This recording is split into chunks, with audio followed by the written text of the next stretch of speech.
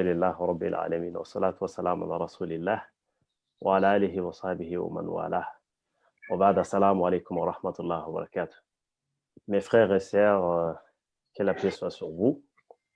Alhamdulillah, comme on vous avait annoncé tout à l'heure, aujourd'hui, nous avons le plaisir, c'est un grand honneur de recevoir Dr Ahmad Jaballah.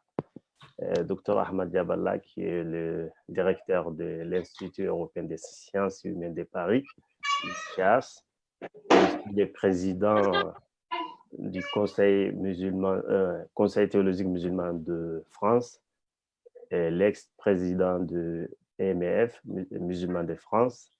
Et il est aussi membre du Conseil européen de la fatwa.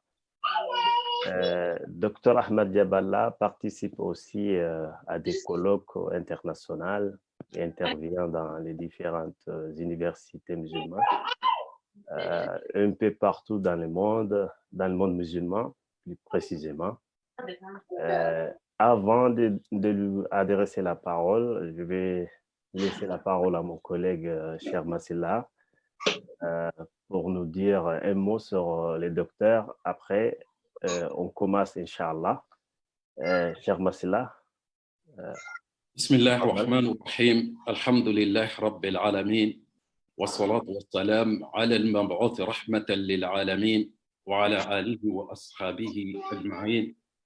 Comme vous l'avez dit, Cheikh Madley, docteur, c'est quelqu'un que je connais bien, ça fait bientôt 20 ans je le connais. Et docteur, c'est quelqu'un, il a toujours voulu que les frères Afrique noire et les frères Afrique nord soient proches. Donc, c'est quelqu'un qui nous a ouvert les portes de l'IHH. Et chaque fois, on a des réunions, on a des conférences. Donc, la porte, ils sont ouverts pour nous. Donc, on est très content d'avoir docteur aujourd'hui avec nous. Inch'Allah, Fadilat Docteur, nous sommes très heureux de vous accueillir sur notre page Facebook OACS. Donc, merci de nous avoir honorés par votre présence et je vous donne la parole. بسم الله الرحمن الرحيم الحمد لله رب العالمين والصلاة والسلام على سيدنا محمد وعلى آله وصحبه أجمعين. Tout d'abord, également, je partage avec vous les salutations à l'occasion de ce mois béni et les vœux pour tous nos frères qui nous suivent un peu partout pour leur souhaiter encore une fois un très bon mois de Ramadan et qu'Allah subhanahu wa ta'ala agrée notre jeûne, qu'il nous aide également pour finir ce mois dans la spiritualité, dans l'invocation, et que Dieu nous facilite aussi pour avoir la chance et gagner la nuit de destin, Inch'Allah, qui est dans les 10 dernières nuits impaires.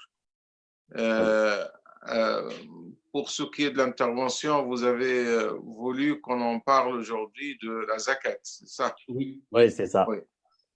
Alors, pour la zakat, il faut rappeler que les musulmans, généralement, ils ont une bonne habitude de profiter du mois de Ramadan pour sortir leur zakat. Car nous savons tous que ce mois béni, les actions de bien, les bonnes œuvres sont hautement récompensées. Tout acte de bien est hautement récompensé. Alors, rappelons très rapidement pour les principes de zakat. La zakat, en fait, elle a deux conditions essentielles, c'est-à-dire pour être concerné par zakat al-mal. Là, on parle de zakat al-mal. La première des conditions, c'est an-nisab. An-nisab, c'est le seuil d'argent que vous pouvez avoir, bien sûr, qui est mis de côté, épargné. Il ne s'agit pas de compter l'argent que vous avez pour vos dépenses habituelles, pour payer un loyer, pour bien sûr acheter de la nourriture, subvenir aux besoins de la famille. Non, on parle de l'argent qui est mis de côté. Alors, un nisab, comme il est connu dans le fiqh, est l'équivalent du prix de 85 grammes d'or. 85 grammes d'or. Il est évalué, bien sûr, dans chaque pays selon le prix de l'or et selon, bien sûr, la monnaie du pays qui est, bien sûr, utilisée. Alors, si on parle de la France, puisqu'on parle de la France, cette année, le Nisab, il est évalué à 3 791 euros. C'est-à-dire toute personne qui a, à partir de cette somme-là, 3 791 euros et plus, bien sûr, elle est concernée par la zakat. Alors, voici un Nisab. C'est la première condition. Et la deuxième condition, hawalan al-hawl, c'est-à-dire il faut que ce Nisab, il sera passé une année sur un Nisab. C'est-à-dire si, par exemple, en 2019, vous avez le Nisab, cette année, vous êtes concerné par la zakat, bien sûr, si le Nisab, il est toujours là. Alors, ce sont les deux conditions essentielles par rapport aux personnes qui sont concernées par l'obligation de la zakat, car la zakat, pour ceux, bien sûr, qui ont le Nisab, est obligatoire. Maintenant, les bénéficiaires de zakat, ceux qui peuvent toucher cette zakat, ils sont mentionnés dans le Coran, dans la sourate 9, sourate Tawbah, où Allah subhanahu wa ta'ala nous parle de ce qu'on appelle masarf al-zakat, qui sont les pauvres, les nécessiteux, le fuqara ou le masakin, ou al-amilina alayha, ceux qui collectent le zakat, ibn sabil, le voyageur en détresse, al-gharimin, ceux qui sont lourdement endettés, au firriqab, le fait d'affranchir les esclaves, ça n'existe plus dans notre époque, et fi sabilillah, c'est dans le sentier d'Allah subhanahu wa ta'ala qui englobe pour beaucoup de savants tous les projets de bienfaisance. Et nous sommes de cet avis que la zakat peut financer tous les projets de bienfaisance comme les instituts musulmans, comme les centres islamiques, comme les activités d'associations qui travaillent dans le domaine de la da'wa, de l'enseignement et de l'éducation. Il y a aussi une question qui est souvent soulevée par rapport à zakat. Zakat, est-ce que nous avons la possibilité d'envoyer zakat, par exemple, dans les pays d'origine? Parce qu'il y a des musulmans aujourd'hui qui vivent en Europe et qui ont toujours des attaches avec leurs frères, leurs familles, leurs proches dans les pays d'origine.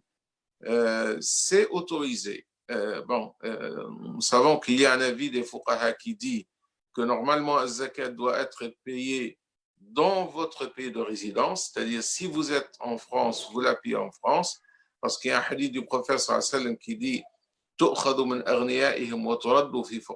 c'est-à-dire la zakat, elle est prélevée dans les biens des riches pour qu'elle soit dépensée au bénéfice des pauvres, mais les savants, ils ont autorisé aussi d'envoyer zakat, même en dehors de son pays de destination, par exemple, de résidence, pardon, surtout si vous avez des proches qui sont nécessiteux ou vous avez des personnes qui ont plus besoin que les pauvres qui sont dans votre pays de résidence.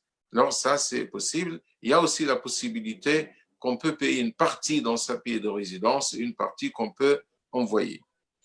Il y a aussi un autre élément concernant la zakat de ratb, c'est-à-dire la zakat du salaire.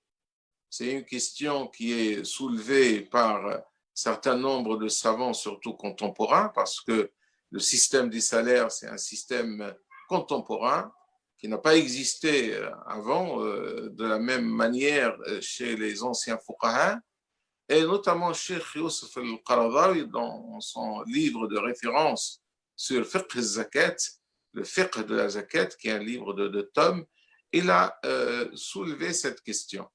Alors, de quoi s'agit-il lorsqu'on parle de zakat al-ratib, c'est-à-dire la zakat du salaire?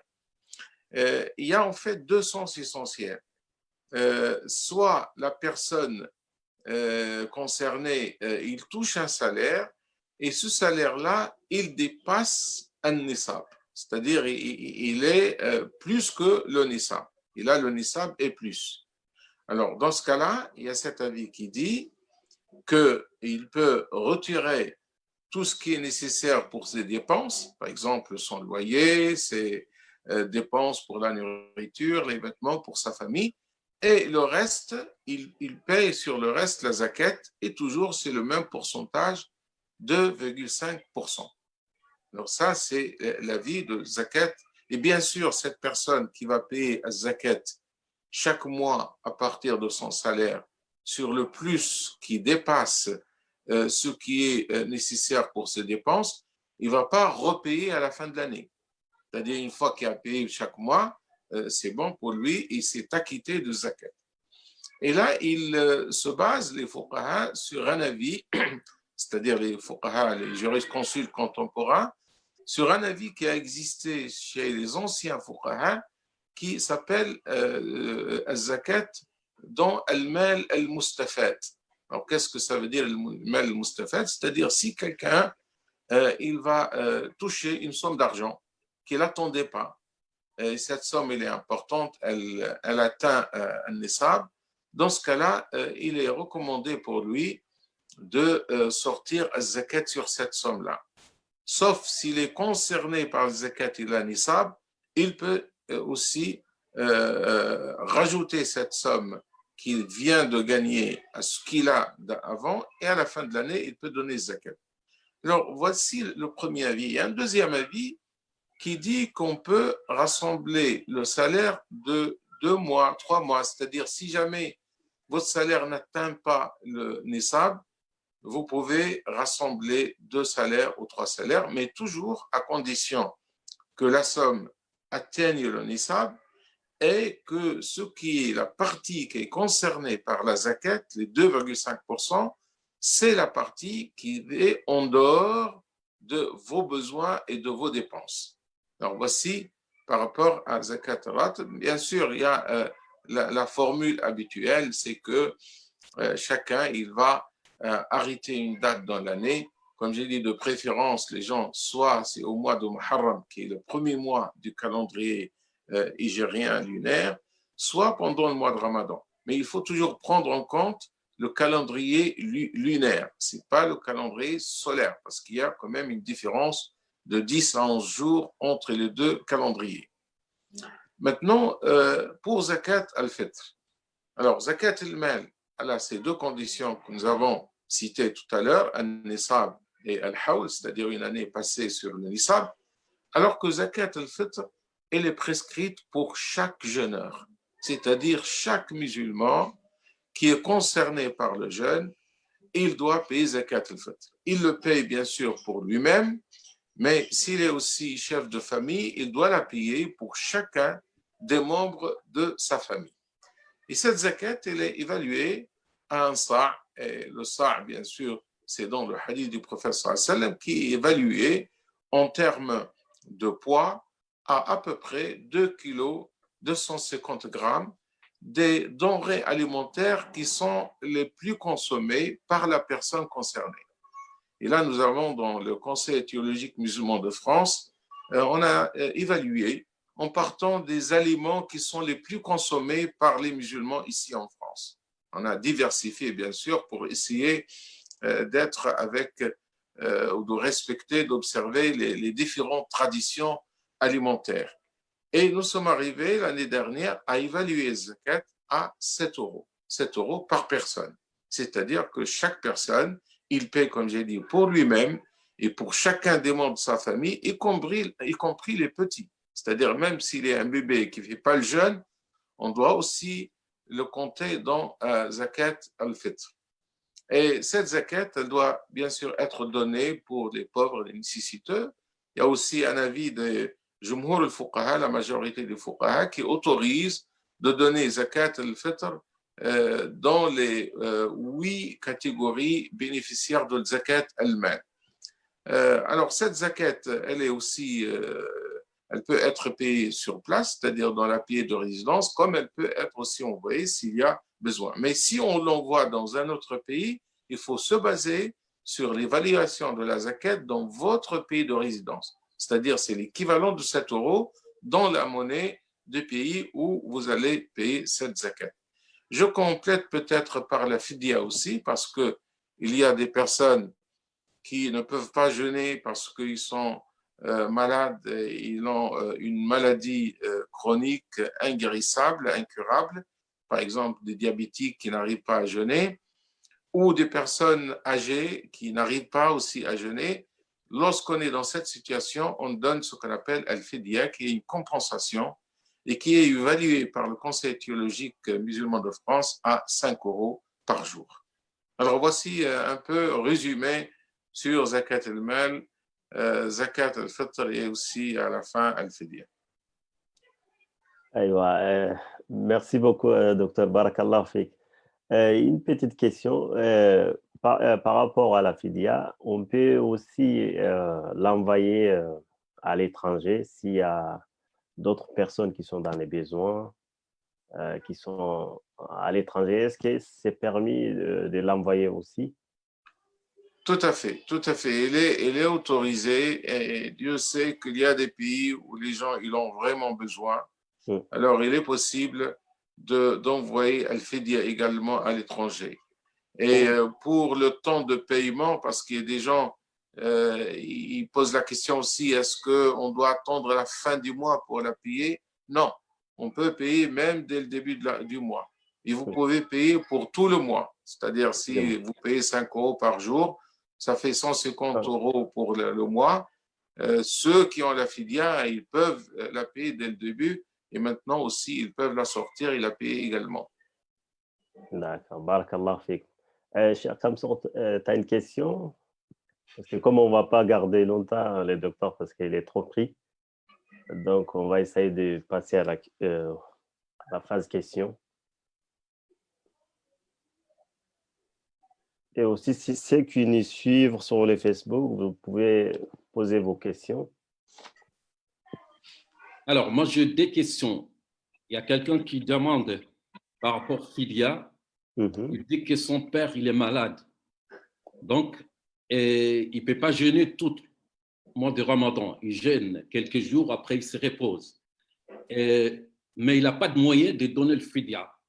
Il a demandé, lui, de donner le Fidya à sa place. Est-ce que lui, il a obligé de donner? C'est son fils, c'est ça? Oui. Non, bien sûr, il peut payer pour son père. Bon, on ne va pas dire obligé, mais s'il a les moyens de payer, ça fait partie de ce qu'il doit vis-à-vis de son père. Parce que son père, lorsqu'il a besoin d'aide, il doit l'aider. Et de son propre moyen, de ses propres biens. Mais je dois dire, pour les personnes qui sont pauvres ou qui n'ont pas beaucoup de moyens, parce que la fidya que nous avons évaluée à 5 €, en fait, il y a plusieurs avis des fuqaha. Il y a un avis qui dit la fidya, c'est le 1/4 de zakat al-fitr. Un autre avis, il dit c'est la moitié de zakat al-fitr. Et un autre avis qui dit c'est comme zakat al-fitr, comme chez les Hanafites, c'est-à-dire normalement à 7. Et nous avons évalué une évaluation moyenne à 5 €. Mais ceux qui n'ont pas les moyens, ils peuvent donner moins. C'est-à-dire à partir de 3 €, 3,50 €, ils peuvent donner ça. Ça, c'est possible. Mais moi, je conseille, je recommande vivement à ce frère qui pose la question de payer la fidya pour son père. Mais là, vous m'avez dit dans la question, il jeûne quelques jours. Non, c'est-à-dire, normalement, il ne doit pas jeûner. C'est-à-dire, s'il est malade, il ne doit pas jeûner, il ne jeûne pas. Parce que s'il peut jeûner quelques jours, on va lui dire qu'il rattrape les jours plus tard. C'est-à-dire, s'il est capable de jeûner et que le jeûne n'altère pas sa santé, c'est-à-dire que le jeûne n'est pas qui va mettre sa santé en danger, dans ce cas-là, il peut rattraper les jours et il ne paye pas la fidya. Mais si vraiment il ne peut pas jeûner parce qu'il est malade ou il est très âgé, dans ce cas-là, il paye bien sûr la fidya. Merci. Alors, deuxième question, il y a quelqu'un qui demande, vous avez... Et juste, pardon, mais s'il n'a pas de moyens du tout, dans ce cas-là, il est exonéré. Okay. C'est-à-dire, imaginons que quelqu'un, il est pauvre, il est malade, il ne peut pas jeûner. Bien sûr, dans ce cas-là, s'il n'y a personne qui paye pour lui, il est exonéré. Ok. Quelqu'un qui demande, vous nous a dit nisab en or. C'est quoi nisab en argent? Le nisab en argent n'est pas pris en compte, mais il est de 525, je pense, grammes. Mais puisque l'argent n'est pas aussi cher que l'or, alors ce qui est pris en compte dans le nisab, c'est toujours l'or. C'est l'équivalent de 85 grammes d'or. Et on peut prendre en compte l'or de 21 carats. Parce que l'or aussi, il y a plusieurs carats. Il y a le 18, il y a le 21, le 24. C'est ça. Ok. Bon, si on essaie, oui, d'essayer de continuer avec une peut-être question ou deux. Ok. D'accord. Moi, j'ai une question. Oui.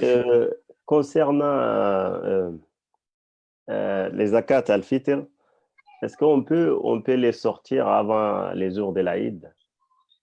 Oui, bien sûr. Dans l'école malikite, ils recommandent de la sortir 2 ou 3 jours avant l'Aïd, mais dans l'école hanafite, par exemple, on peut la sortir dès le début du mois. Et nous recommandons de la sortir un peu avant. Là, on est pratiquement vers la fin, on est dans les 10 derniers jours. Il est recommandé de la sortir parce que les organismes, les institutions qui vont collecter les zakat, ils auront le temps pour l'acheminer vers les personnes concernées. Exactement. Ouais, c'est important. La deuxième question. Alors, une dernière question seulement, parce que nous, on parle aux gens de donner zakat al-fitr à l'IHH de Paris. Donc, ils nous demandent souvent, est-ce qu'on a le droit de donner aux instituts? On a le droit de donner aux étudiants? Est-ce que vous pouvez nous dire quelques mots seulement sur cette question-là? Pour donner zakat aux étudiants, c'est ça? Aux étudiants, oui. Oui. Les fuqaha, ils ont considéré que dans la catégorie des pauvres, des nécessiteux, les demandeurs de la science, c'est-à-dire les étudiants, sont prioritaires par rapport aux autres. Parce qu'ils considèrent que ces étudiants, lorsqu'on va les aider par notre zakat, que ce soit zakat al-mal ou zakat al-fitr, après, ils vont eux-mêmes apporter du bien pour l'ensemble de la communauté. Parce que la science qu'ils demandent va profiter à l'ensemble de la communauté. Et pour cette raison, nous recommandons aussi que notre zakat, au moins une partie, soit versée au bénéfice des étudiants de l'USH, mais tous les étudiants des instituts musulmans, ils ont certainement besoin d'aide et c'est totalement recommandé, Inch'Allah, pour leur donner zakat. Ok, barakallah fik, docteur. Inch'Allah, on va s'arrêter là pour aujourd'hui. C'est la première fois, j'espère que ça ne sera pas la dernière fois. Vous pouvez nous faire des doigts avant de quitter, Inch'Allah. Inch'Allah. Nous allons faire le dua que le prophète sallam nous a recommandé pendant les nuits impaires. Et cette nuit, Inch'Allah, c'est la nuit du 23. C'est une nuit impaire pour Laylat al-Qadr. Allahumma innaka afoun tuhibbul afwa fa'fu anni. اللهم إنك عفو تحب العفو فاعف عنا اللهم إنك عفو تحب العفو فاعف عنا. Dieu, vous êtes le pardonneur qui aime le pardon, pardonne-nous nos péchés. نسأل الله تعالى أن يتقبل صيامنا وقيامنا وأن يغفر لنا في هذا الشهر الكريم وأن يعتق رقابنا من النيران وأن يحفظنا وإياكم من كل سوء والحمد لله رب العالمين. سبحان ربك رب العزة عما يصفون وسلام على المرسلين والحمد لله رب العالمين.